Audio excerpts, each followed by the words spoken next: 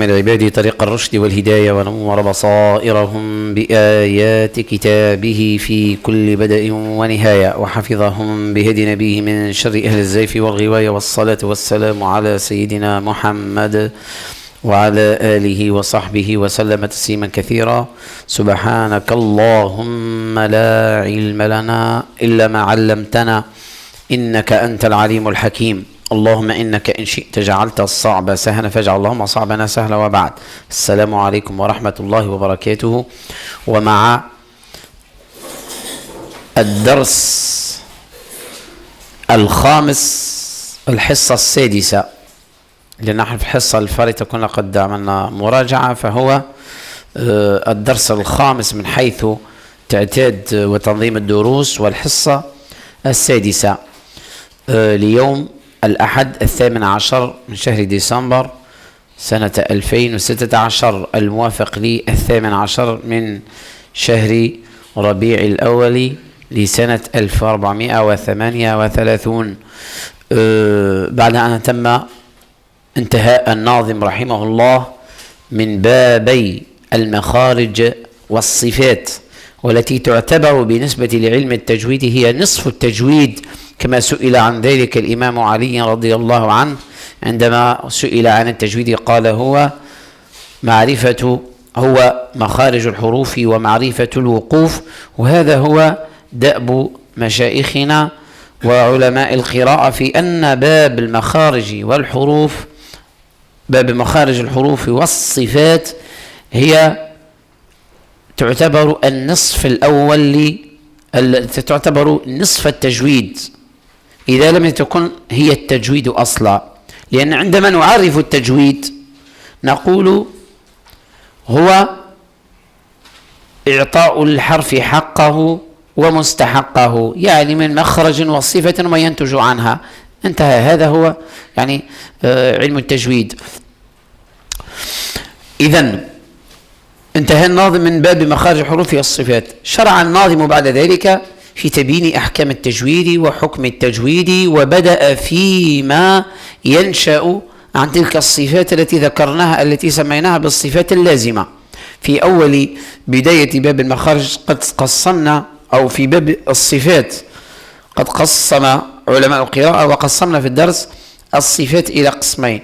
قلنا هناك صفات لازمة وهي الصفات الثابتة في الحرف التي لا تنفك عن الحرف، وهناك صفات غير لازمة أي صفات ناشئة أو تنشأ عن الصفات اللازمة.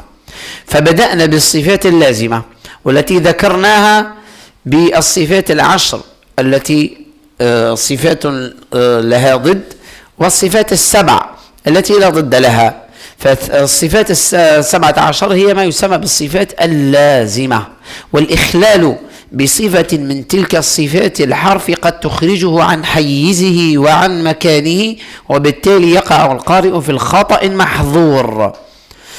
الثاني، عندما بدأ الإمام ابن الجزري في الباب الذي بعد الصفات بدأ شرع في تبيين ما ينشأ عن تلك الصفات اللازمة، فقال رحمه الله: والأخذ بالتجويد حتم لازم من لم يجود القرآن آثم. باب التجويد إذن قال ابن الجزري رحمه الله: والأخذ بالتجويد حتم لازم من لم يجود القرآن آثم، أو القرآن اثنين، لأنه به الإله أنزلا وهكذا منه إلينا وصلا. التجويد لغة التحسين، وهو مصدر من جود تجويدا، جود يجود تجويدا، يعني من كلمة جيد. فالتجويد هو التحسين، هذا في اللغة العربية. وفي الاصطلاح تلاوة القرآن الكريم حق تلاوته، تلاوة القرآن الكريم حق تلاوته. والأفضل أنكم تسمعوني، الأفضل أنكم تسمعوا، ما تحاولوا كيفاش الكلام هذا ربما تلقوه معناتها أو تنقلوهم الفيديوهات اللي باش يسجلوا لكم. بعد كل واحد ينجم إن شاء الله يجيب في فلاش ولا سي دي ولا اللي هو ينجم يسجل. الأفضل أنكم تسمعوني بالأخص هذه التعريفات ممكن يكتب تعريف، أما في باب التفصيلات تحاولوا كيفاش تسمعوني. التجويد في الاصطلاح تلاوة القرآن حق تلاوته، أي بإعطاء كل حرف حقه من القرآن، كل حرف من القرآن حقه ومستحقه. قلنا حقه الصفات اللازمة من الجهر والهمس والاستعلاء إلى آخره، ومستحقه من الصفات الناشئة عن الصفات اللازمة، فينشأ عن الاستعلاء التفخيم، وعن الاستفال الترقيق، وعن الجهر انحباس النفس، وعن إلى آخره، أو جريانه في عكس الصفة. كل حرف من القرآن حقه ومستحقه بمقتضى أصول معهودة. يعني تجويد الحروف وإعطاء الحروف حقها كيف؟ هل أن كل واحد يخترع يعني صفات أو يقرأ كما يريد؟ لا، بل بمقتضى أصول معهودة، بمقتضى أصول معهودة. والإتيان بالقراءة مجودة بريئة من الرداءة في النطق. بمقتضى أصول معهودة معناتها لابد من هناك يعني مشافهة وأخذ عن الشيوخ، يعني أصول معهودة، يعني هناك أحكام معهودة، وهذه الأحكام تطبيقها يؤخذ بالمشافهة والتلقي. والإتيان بالقراءة مجودة يعني محسنة بريئة من الرداءة في النطق. الرداءة في النطق تتعلق باللغة العربية قبل أن تتعلق بالقرآن. يعني هناك اللفظ العربي لابد من تصحيح أصل اللفظ العربي، لأن القرآن أنزل بلسان عربي مبين. لذلك عندما أراد يعني أعداء الإسلام أو أعداء اللغة أرادوا إبعاد الناس عن القرآن وعن الشرع، ماذا فعلوا أول مرة؟ هو إبعادهم عن اللغة، يعني أن يزهد المسلم في لغته، تصبح اللغة العربية تولي ما عندهاش القيمة. يتكلم واحد بالعربية ربما يصلوا يستهزوا به أو يستهزئوا به. لماذا؟ هذا يعني هم أوصلوا الناس إلى ذلك. عندما يعني تكون أنت أيها المسلم غريبا عن اللغة فلن تفهم القرآن. يعني لو يأتوك أو لو أتوا من باب يعني إبعادك عن القرآن، إبعادك عن فهم القرآن، ربما تقول لا، كيف أنا أبتعد عن القرآن؟ لا، يبعدك عن اللغة العربية بدون أن تشعر، ومن ذلك تجد نفسك تقرأ القرآن ولا تفهم شيئا ولا تفقه منه شيئا. هذا هو يعني ما يريد عبد الإسلام الوصول إليه، اللغة العربية. لذلك القرآن أنزل بلسان عربي، هو في الأصل هو باللغة العربية، فلا بد من تصحيح لفظ العربية، من الترقيق والتفخيم وصفات الحروف. هذه يعني نطق بها العرب، حتى عندما جاء علماء اللغة العربية أو علماء التجويد واستخرجوا واستقروا الكلمات العربية والأحرف العربية واستنبطوا ما يسمى هم ماذا استنبط علماء القراءة وعلماء التجويد؟ استنبطوا التعابير التي تعبر عن النطق العربي. هم لم يأتوا إلى الحروف بل ليعطوها الرخاوة أو يعطوها الاستعلاء، وإنما الحرف مستعل بطبيعته، الحرف رخوي بطبيعته أو رخو بطبيعته، الحرف مجهور بطبيعته، فجاءوا هم كل مرة ينظرون إلى ذلك الحرف من زاوية أو من مكان، يجدون هذا الحرف فيه انحباس ليس فيه جريان نفس فيسمونه بتسمية، يجدون أن هذا الحرف لا يجري معه الصوت فيسمونه بتسمية. يعني كما فعل علماء العربية في علم النحو. العرب لم يكونوا يعرفوا ما يسمى بالفاعل والمفعول، فجاءوا من بعدهم وسموا القائم بالفعل سموه فاعلا، ومن وقع عليه فعل الفاعل سموه بالمفعول به، ومن وقع إلى آخره، والتمييز والحال إلى آخره، كلا أعطوه يعني. ولذلك يقول ذلك العربي الذي يعني حضر إلى بعض استنباطات علماء النحو ومن يدرسون النحو، وكان هو لا زال على السليقة وعلى العربية. ماذا قال ذلك العربي؟ قال: ولست بنحوي يلوك لسانه ولكني سليقي أقول فأعرب. قال مانيش كنا علي نحاول كيفاش نعمل هكا باش نلوج ومع ذلك يصل عدم إعطاء اللغة العربية حقها حتى عند بعض أئمتنا على المنابر، تجده يتكلم بالسكون. هناك من يعني من الخطباء يعني يتكلم فوق المنبر، وفي حتى في وصل الكلام يسكن الحروف لكي لا يقع في مشكلة الإعراب، تلقى يحكي بالسكون. يقول لك الدنيا والآخرة، أو يقول ما نحكيش على يقول إن المسلمون اليوم يعني مشاكلهم هو أكبر مشكلة، إن المسلمون هو بادي بالمشكلة بتاعت اللغة، فهمني يعني. سبحان الله، يعني الابتعاد عن اللغة العربية هو ابتعاد عن الشرع، ابتعاد عن التجويد، ابتعاد عن فهم القرآن، في برشا عناصر. بعنصر واحد، بفعل واحد، ابعادك عن اللغة العربية تبتعد عن كل شيء، عن اللفظ العربي اللي هو لفظ القرآن والتجويد، فهم القرآن، تولي كلمات القرآن وكأنها من الغريب، مع أن علماء العربية سموا الغريب ما ليس موافقا للحال أو للمقال، كما سموا قصائد الشنفرة، يعني الشنفرة كانوا يسمونه فصيحا غير بليغ، لأن الشنفرة يستعمل ألفاظا يعني ألفاظ أهل البادية، وألفاظ التي لا تتناسب مع الحال. وما هو علم البلاغة؟ علم البلاغة هو موافقة الكلام للحال، موافقة ذلك المقال للحال. فعندما يتكلم هذا بألفاظ غريبة عن المخاطب فيعتبر فصيحا من ناحية أنه أتى باللفظ العربي، وغير بليغ لأنه لم يستعمل الفاظ. هذا نجده ربما في بعض أئمة الخطباء عندما يصعد إلى المنبر، وبالأخص من ينسخ الخطبة ولا يدري ما فيها، يعني حتى هو يولي غريب على الخطبة، وقتاش يسمع بالخطبة يبدأ حتى هو يسمع معهم في الخطبة، يبدأ يقرأ فوق المنبر وحتى هو قاعد يسمع في الخطبة متاعه، ليه ما يقرأهاش؟ لأنه هو نسخها السمع دي صغير درجة.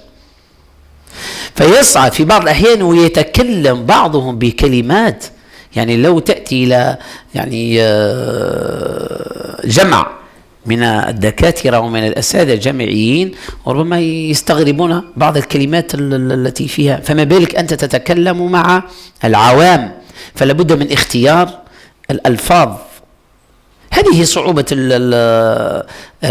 الخطبة، ليس فقط في اختيار الأحاديث واختيار تصحيح الآيات، أيضا الألفاظ لابد أن يستبدل الألفاظ، لابد أن يستبدل اللفظ اللي هو فيه صعوبة في الفهم ولا يفهم أكثر، يبدله بلفظ آخر له، يعني إذا كان هو سيقول فوق المنبر يقول فلات مثلا، فيقول صحراء، أو يقول كلمة يعني مفهومة عند الناس، باش ما يقعدش الآخر يفكر ايش معناها شنو فلات هذه، يجيب له هو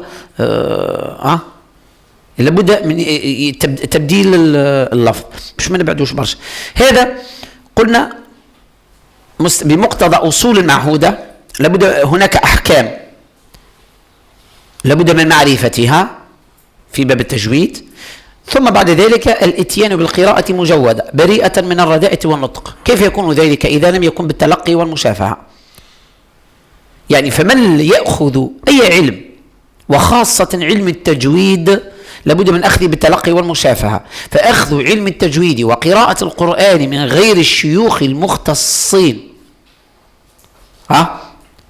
ليس الدخلاء على هذا العلم، إنما المختصين الآخذين عن الشيوخ، عند ذلك يأمن على قراءته من الرداءة في النطق. واضح؟ هذا تعريف علم التجويد. فقط مسألة أريد أن ستأتينا بعد قليل، بعضهم حتى أنه جاءت أمامي في بعض المواقع في الإنترنت أو عند الناس يتكلمون، هناك من لا يفرق في علم التجويد. أحدهم يدرس ويقول لطلبته علم التجويد، اسمعوا، علم التجويد هو التحسين، وهو إعطاء الحروف حقها ومستحقها. هذا غير صحيح. هناك فرق بين علم التجويد وبين التجويد، وفرق بين علم القراءات والقراءات. عندما تتكلم عن تعريف العلم، هناك عنده تعريف، نقول علم التجويد هو علم يعنى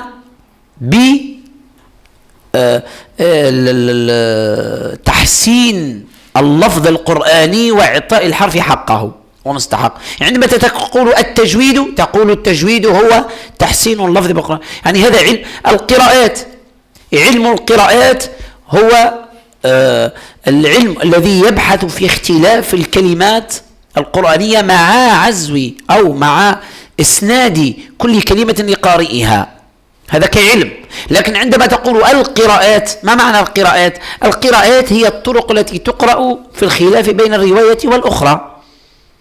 فلا بد من التثبت عند تعريف كلمة علم التجويد وكلمة التجويد. واضح؟ وتلاوة القرآن حق تلاوته كما قلنا غير مرة هو أن يشترك فيه اللسان والعقل والقلب. فحظ اللسان تصحيح الحرف بالترتيل، وحظ العقل تفسير المعاني، وحظ القلب الاتعاظ والتأثر. لذلك المرتبة الأولى هي حظ اللسان، فلا بد من تصحيح الحروف بالترتيل. قلنا يأتي ذلك عن الأصول المعهودة بمعرفة الأصول ومعرفة الأحكام، ثم بالأخذ عن الشيوخ المختصين بالمشافهة والتلقي. نعم. بعد ذلك إذا نطق اللسان نطقا صحيحا وتكلم باللفظ العربي الصحيح يفهم العقل فيفسر العقل تلك المعاني. إن لم يفهمها بمعناها العربي فسيفهم الآية بمجملها. يعني عندما تقرأ عليك الآية في بعض الأحيان تقرأ عليك الآية تفهمها لكن لا تفهم فيها تلك الألفاظ. هذا هو التدبر. ليس معنى التدبر أن تفهم كل كلمة ومعناها، لا، أن تكون حاضرا في معنى الآية في قلبك أو في عقلك. وإن كان ذلك المسلم أو القارئ فاهما لذلك المعنى ويبحث عن تفسير المجمل فذلك خير كثير، وذاك هو الأفضل أن يفهم، لأنه يزيده في التدبر والاتعاظ. إذا فهم العقل فهم المعاني يتأثر القلب. معنى يفهم العقل أي أن العقل حاضر مع التلاوة، حاضر مع تلك الألفاظ، فيتحصل القلب على الاتعاظ والتأثر والتدبر. فاللسان يرتل والعقل يترجم والقلب يتعظ. إذن عندما قلنا حق الحرف ومستحق الحرف، قلنا حق الحرف هو صفاته الذاتية، أي الصفات التي لا تنفك عنه. ما معنى لا تنفك عنه؟ أي إذا انفكت تلك الصفة عن ذلك الحرف فسيخرج ذلك الحرف عن حيزه وعن مقداره. قلنا مقدر الحروف، يعني ايش معنى؟ لا، يعني تقدير الحرف، يعني مقاس الحرف، حيزه ومخرجه. لكن الصفة قد يكون يعني لا تغير بمعنى مخرجه، هو في مخرجه، وإنما من ناحية الصوت ومن ناحية قيمة ذلك الحرف تتغير. فالصاد إذا نزلت من الاستعلاء وحذف من الاستعلاء تصبح سينا، والطاء إذا حذف منها الإطباق فستضعف، حذف منها الاستعلاء ستصبح تاء إلى آخره. صفاته الذاتية اللازمة. مستحق الحرف صفاته العرضية الناشئة عن الصفات الذاتية. عندما قال الإمام ابن جزري قال والأخذ بالتجويد حتم لازم. وعرفنا التجويد وقلنا فرق بين التجويد وعلم التجويد. فالتجويد هو تحسين هو تلاوة القرآن حق تلاوته بإعطاء، وعلم التجويد هو علم يبحث في تصحيح حروف القرآن بإعطاء كل حرف حقه، يعني هو بحث علم يبحث. أما التجويد ككلمة هو تحسين. قال والأخذ بالتجويد حتم لازم، أي محتم ولازم على كل مسلم وقارئ ذكرا أو أنثى قرأ القرآن بعضه أو جزءه أو جزءا منه أو كله ولو آية. أراد أن يقرأ القرآن فلابد أن يتعلم، لابد أن يأخذ كيفية القراءة لكي لا يقع في رداءة النطق، ولكي لا يقع في المحظور وهو مخالفة سبيل المؤمنين ومخالفة قراءة النبي صلى الله عليه وسلم. لكن من هذا الباب نقسم علم التجويد. قال والأخذ بالتجويد حتم لازم، أي من لم يجود القرآن آثم. يعني من ترك التجويد وترك قراءة التجويد والتعلم وقراءة القرآن بالتجويد فهو آثم بتغييره المعنى وبتغييره الإعراب كما سيأتي في باب اللحن. لكن لابد من تقسيم علم التجويد. ينقسم علم التجويد أو ينقسم التجويد إلى قسمين. علم التجويد قسمين: نظري وتطبيقي. النظري هو معرفة القواعد والضوابط التي وضعها علماء التجويد، هي من وضع علماء التجويد. أصل الحكم موجود، لكن تسمية الحرف وتقعيد تلك الحرف وتقسيمها ووضع القواعد لها هي من عمل علماء التجويد. وتكلمنا في نشأة التجويد ومتى نشأ التجويد إلى آخره. هذا التجويد كأحكام كأصول وقواعد. وهناك التجويد بمعنى القراءة والتحسين، لفظ القرآن، وهو إخراج كل حرف مخرجه دون تحريف أو تغيير. عندنا علم كمعلومات وعندك تطبيق. هذا وضعه علماء التجويد. والآخر النبي صلى الله عليه وسلم، واضعه هو النبي صلى الله عليه وسلم، هي قراءة النبي صلى الله عليه وسلم التي يقول وابن جزري لأنه به الإله أنزل وهكذا منه إلينا وصل. فمن يتعمد أو لا يريد أن يقرأ بالتجويد فهو آثم بتغييره المعاني وتغييره الألفاظ وتغييره الإعراب ومخالفته للنبي صلى الله عليه وسلم. وهنا لابد من ذكر، أريد أن أذكر قولة ابن جزري باللفظ. ابن جزري في المجلد الأول من كتاب النشر في القراءة 10 يقول: التجويد مصدر من جود يجود أو من جود تجويدا، والاسم منه الجودة أي ضد الرداء. هذا لفظ لابن جزري، إلى أن يقول: فهو عندهم عبارة عن الإتيان بالقراءة مجودة الألفاظ بريئة من الرداءة في النطق، ومعناه انتهاء الغاية في التصحيح وبلوغ النهاية في التحسين. قرآن مش كلام عادي، قرآن مش كتاب لمؤلف. لو في بعض الأحيان يأتيك شاعر بقصيدته ويقول لك اقرأ أو القي هذه القصيدة، فتغير أنت بعض الألفاظ فلا يعجبه، يقول لك: يا هذا أنا لم أقل هذا الكلام، لم أقل هكذا. وتأتي لشخص اسمه كذا فتغير له في اسمه فسيغضب. فلماذا عندما نأتي إلى القرآن نقول أنه لا بأس يجوز؟ من قال لك أنه يجوز؟ لماذا تجوز يعني فيما لم يجوزه النبي صلى الله عليه وسلم والصحابة؟ الصحابة رضوان الله تعالى عليهم قرشيين، يعني يتكلمون القرآن في الفصاحة والبلاغة. يعني هم أصحاب اللغة، ومع ذلك يجلسون أمام النبي صلى الله عليه وسلم للتعلم.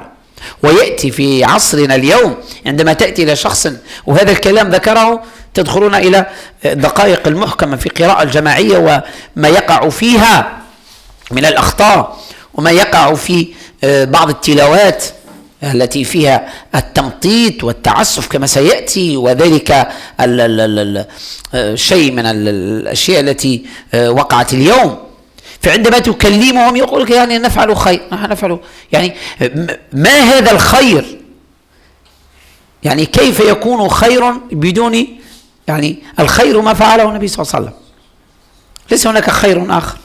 الخير ليس تصنعه أنت يا هذا، بالأخص الخير تصنعه في بيتك.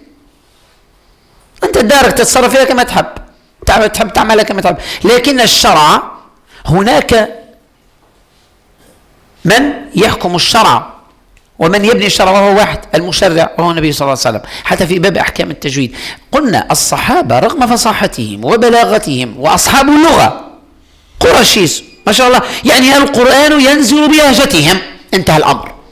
يقدر ذلك الصحابي أن يأخذ القرآن ويذهب، سمعت القرآن انت لا، النبي صلى الله عليه وسلم يقول لزيد اقرأ فيصحح له ما فيه من خطأ، ثم يقول من أراد أن يقرأ القرآن غضا كما أنزل فليقرأه على ابن أم عبد الله بن مسعود. لماذا؟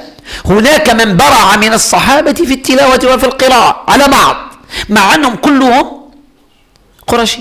ما هذا؟ يعني هناك زيادات وهناك تبيين وهناك بيان في القرآن التي يعني في غير آية وفي غير موضع يشير الله سبحانه وتعالى إلى بيان القرآن. آيات بينات، آيات مبينات أو مبينات، بينا تبيانا، افهموا.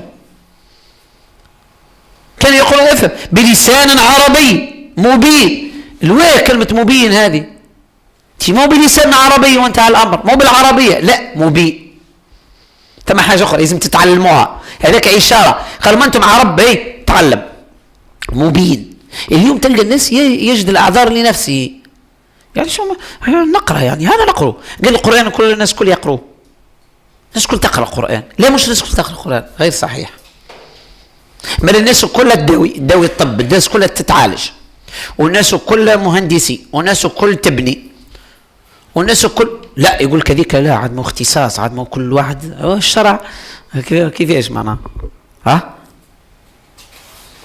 يعني عندما يأتون إلى مسألة القرآن ومسألة الشرع يجي الأعذار ويجي الجواز ويجوز والدين يسر، وجيئك الألفاظ هذيك متاع الدين يسر اللي يهلكوا بها برشا. مع الدين يسر صحيح، الدين يسر، لكن وقت اليسر مش أنت تعمل يسر يعني تجي وتعمل له يسر تدخل له حاجة فيها يسر، لا يسر يعني الدين يسر.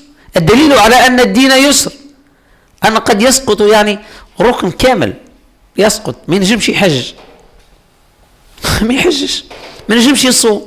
شفت كيفاش ركن من أركان الإسلام يسقط بعذر هذا البشر الضعيف. هذه الأعذار يعطيها الله سبحانه وتعالى وتعطى بمقاديرها وبوقتها. يجي القرآن يقول لك ما حد شيء يعني ينجم، لا ما ينجمش.